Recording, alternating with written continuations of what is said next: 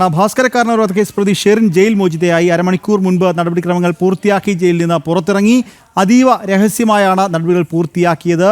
വിവരം നൽകാൻ കണ്ണൂരിൽ നിന്ന് മിഥുൻ പിള്ള ചേരുന്നുണ്ട്. മിഥുൻ, ഭാസ്കരക്കാരനർ വധക്കേസ് പ്രതി ഷെറിൻ ജയിൽ മോചിതയായിരിക്കുന്നു. അരമണിക്കൂർ മുമ്പ് നടപടിക്രമങ്ങൾ അതീവ രഹസ്യമായി പൂർത്തിയാക്കിയാണ് ഷെറിനെ പുറത്തിറക്കിയതല്ലേ?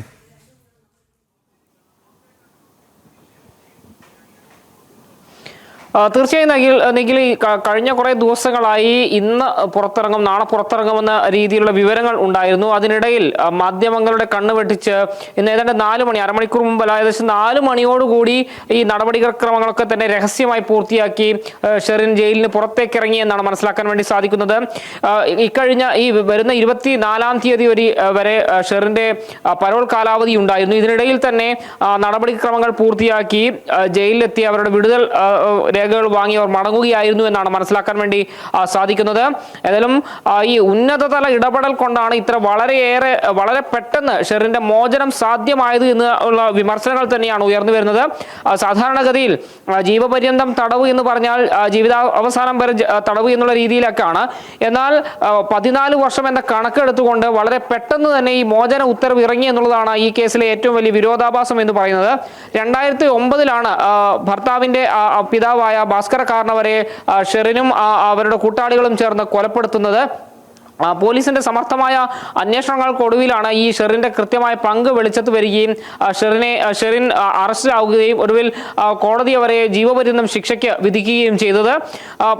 ജയിലിൽ കഴിഞ്ഞ വിവിധ ജയിലുകളിൽ അവർ കഴിഞ്ഞെങ്കിൽ പോലും എല്ലാ ജയിലിലും പല സമയത്തും പല പ്രശ്നങ്ങളും ഈ ജയിൽ അന്തേവാസികളുമായി പല പ്രശ്നങ്ങളും ഉണ്ടാക്കി വലിയ പ്രശ്നങ്ങൾ ഉണ്ടാക്കി. അതിന് ഏറ്റവും ഒടുവിൽ ഏതാണ്ട് 4.5 വർഷങ്ങൾക്ക് മുമ്പാണ് കണ്ണൂർ സെൻട്രൽ ജയിലിലേക്ക്, അഥവാ വനിതാ ജയിലിലേക്ക് അവർ എത്തുന്നത്. അതിനിടെ ഇവരെ രക്ഷിക്കാനും അവർക്ക് അനിയന്ത്രിതമായി പരോൾ അനുവദിക്കുന്നതുമായി ബന്ധപ്പെട്ടും ഉന്നതതല ഇടപെടൽ ഉണ്ടായി എന്ന വിമർശനങ്ങൾ അപ്പോൾ തന്നെ ഉണ്ടായിരുന്നു. ഈ 14 വർഷത്തെ ശിക്ഷാ കാലയളവിനുള്ളിൽ ഏതാണ്ട് 1.5 വർഷത്തോളം ഇവർക്ക് ഈ പരോൾ ലഭിച്ചിരുന്നു. അത് പല കാലയളവിലായി ഏതാണ്ട് 500 ദിവസമാണ് ഇവർക്ക് പരോൾ ലഭിച്ചത്. അതുതന്നെ ഈ ഇടത് സർക്കാരിലെ പല ഉന്നതർക്കും ഇതുമായി ബന്ധപ്പെട്ട് പങ്കുണ്ട് എന്നൊരു ആരോപണം അപ്പോൾ തന്നെ ഉയർന്നിരുന്നു. കാരണം ഇത് മന്ത്രിസഭ എടുത്ത തീരുമാനത്തിന്റെ അടിസ്ഥാനത്തിലാണ് ഇവർക്ക് ഇപ്പോൾ ഒരു വിടുതൽ കിട്ടുന്ന തരത്തിലേക്ക് കാര്യങ്ങൾ എത്തിച്ചേർന്നത്. ഇന്ന് 4 മണിയോടെ അവർ ജയിലിലെത്തുകയും തന്റെ വിടുതൽ സർട്ടിഫിക്കറ്റുകൾ വാങ്ങി അവിടെ നിന്ന് മടങ്ങുകയും ചെയ്തിരുന്നു. 2 ദിവസം മുമ്പ് തന്നെ സർക്കാരിന്റെ ഉത്തരവ് വന്നിരുന്നു. അതായത് ഷെറിനെ ജയിൽ മോചിതയാക്കാമെന്ന ഉത്തരവ് വന്നിരുന്നു. ഈ വിവരം കണ്ണൂർ സെൻട്രൽ ജയിലിൽ ഇന്നലെ എത്തുകയും ആ കാര്യം ഈ ഇന്റിമിഡേഷൻ നേരെ ഇവർക്ക് പോവുകയും ചെയ്തു, ഷെറിന് പോവുകയും ചെയ്തിരുന്നു. അതിന്റെ അടിസ്ഥാനത്തിലാണ് ഷെറിൻ ഇന്ന് ജയിലിലെത്തി നടപടിക്രമങ്ങൾ പൂർത്തിയാക്കി മടങ്ങിയത്. ഏതായാലും മറ്റാർക്കും കിട്ടാത്ത ആനുകൂല്യങ്ങൾ കിട്ടിക്കൊണ്ടാണ് ഇത്തരമൊരു കേസിലെ പ്രതി ജയിൽ മോചിതയാകുന്നത് എന്നുള്ളതാണ് എടുത്തു പറയേണ്ടത്. കാരണം വിവിധ കേസുകളിലായി ജയിൽ ശിക്ഷ അനുഭവിക്കുന്ന നിരവധി പേർ കണ്ണൂരിൽ ഉൾപ്പെടെ സംസ്ഥാനത്തെ വിവിധ ജയിലുകളിലുണ്ട്. അതിൽ ജീവപര്യന്തം ശിക്ഷ കാലയളവ് പൂർത്തിയാക്കിയ ആളുകളുമുണ്ട്.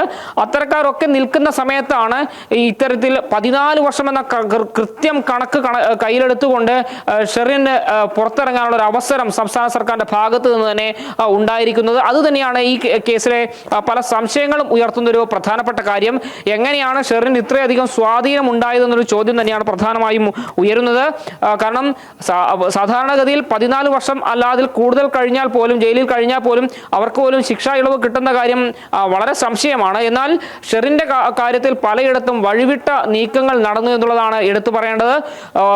പല ജയിലിൽ പുറത്തിറങ്ങുമ്പോൾ വെയിൽ കൊള്ളാതിരിക്കാൻ കുടയടക്കം സമ്മാനിച്ചുകൊണ്ട് ജയിൽ അധികൃതർ അവർക്ക് അത്രയേറെ സൗകര്യങ്ങൾ ചെയ്തു കൊടുത്തു എന്ന വിമർശനങ്ങളടക്കം നേരത്തെ പുറത്തു വന്നതാണ്. വിവിധ ജയിലുകളിൽ കഴിഞ്ഞ് അവർ പലയിടത്തും അന്തേവാസികളോട് പ്രശ്നമുണ്ടാക്കുകയും അതിൻ്റെ അടിസ്ഥാനത്തിലാണ് കണ്ണൂർ വനിതാ ജയിലിൽ ഏറ്റവും ഒടുവിൽ അവർ എത്തുകയും ചെയ്തത്. ഏതാണ്ട് 3 മാസം മുമ്പ് സമാനമായ രീതിയിൽ കണ്ണൂർ സെൻട്രൽ വനിതാ ജയിലിൽ വെച്ച ഒരു അന്തേവാസിയെ അവർ ആക്രമിക്കുകയും അവരെ ഇവിടെ നിന്ന് മറ്റൊരു ജയിലിലേക്ക് മാറ്റുകയുമാണ് ഉണ്ടായത്. അപ്പോഴും ഷെറിന് എതിരെ മറ്റൊരു നടപടി എടുക്കാതെ സംരക്ഷിക്കുന്ന ഒരു നിലപാടായിരുന്നു അവരുടെ ഭാഗത്തു നിന്ന് ഉണ്ടായത്. ഏതായാലും ഇത്തരം ഒരു കേസിലെ പ്രതി പ്രതിക്ക് സർക്കാരിന്റെ ഉന്നതങ്ങൾ ഉൾപ്പെടെ പിടിയുണ്ട് എന്നുള്ളതാണ് ഈ സംഭവവികാസങ്ങളിലൂടെ വ്യക്തമാകുന്നൊരു പ്രധാനപ്പെട്ട കാര്യം. 14 വർഷം പൂർത്തിയായി മാധ്യമങ്ങളോ മറ്റ് ആരും അറിയാതെ വളരെ രഹസ്യമായി, അതീവ രഹസ്യമായി നടപടിക്രമങ്ങൾ പൂർത്തിയാക്കി ഷെറിൻ ഒടുവിൽ ജയിൽ മോചിതയായിരിക്കുന്നു. ഈ ജയിൽ മോചിതയാകുന്നതിനോട് അടുപ്പിച്ച് ഏതാണ്ട് 1 മാസത്തോളം അവർ പരോളിലായിരുന്നു എന്നുള്ളതാണ് മറ്റൊരു പ്രധാനപ്പെട്ട കാര്യം. കാരണം 24-ാം തീയതി വരെ അവർക്ക് പരോൾ കാലാവധിയുണ്ട്. അതിനോട് ഇടയിൽ തന്നെ വന്ന് ഈ നടപടിക്രമങ്ങൾ പൂർത്തിയാക്കി അവർ ജയിലിൽ നിന്ന് മോചിതയാവുകയാണ്. നിഖിൽ, ശരി.